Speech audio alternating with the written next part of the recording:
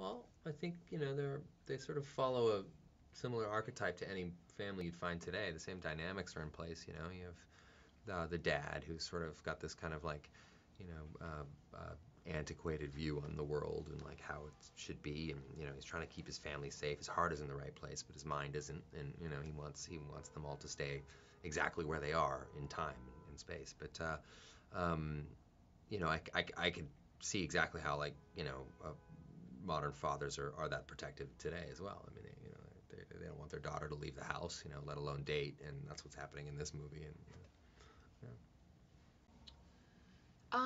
I think as time went on, my character had a lot to say and less to say, and then she became the narrator, which wasn't the idea.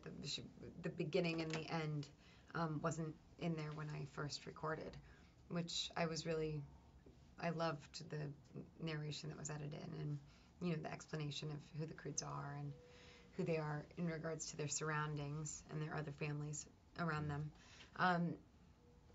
And physically she changed a lot. But yeah, and I've changed her voice a few times. How about yours? I think Guy changes quite a bit. I mean, Guy, when we meet him, is he's a guy who's on his own and doesn't have any family to speak of or anything like that. But he's somewhat evolved. He learns how to.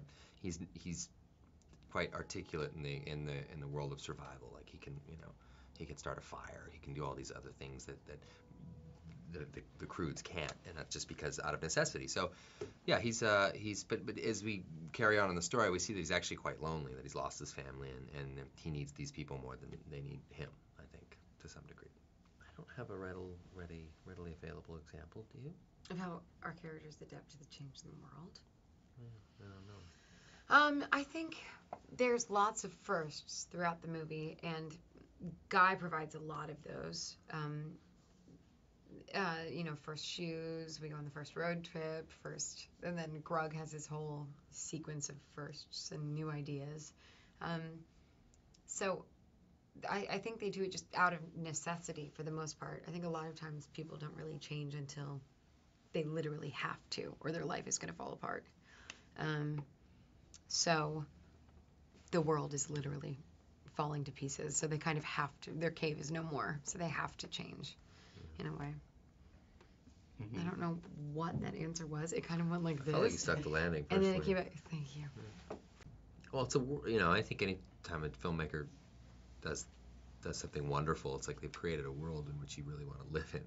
And I think this world and its multiple sort of terrains that we kind of go through as the Croods journey forward is pretty amazing. I mean, it's they created probably one of the few 3D films that I think really, really, truly warrants 3D. I mean, it's that treatment is incredible. I mean, what they did with it, Roger Deakins, who consulted on the film, was a huge DP. I mean, he just created a beautiful world.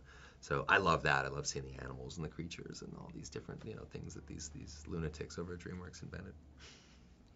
Lunatics. Yeah, lunatics. Insane. Quote me.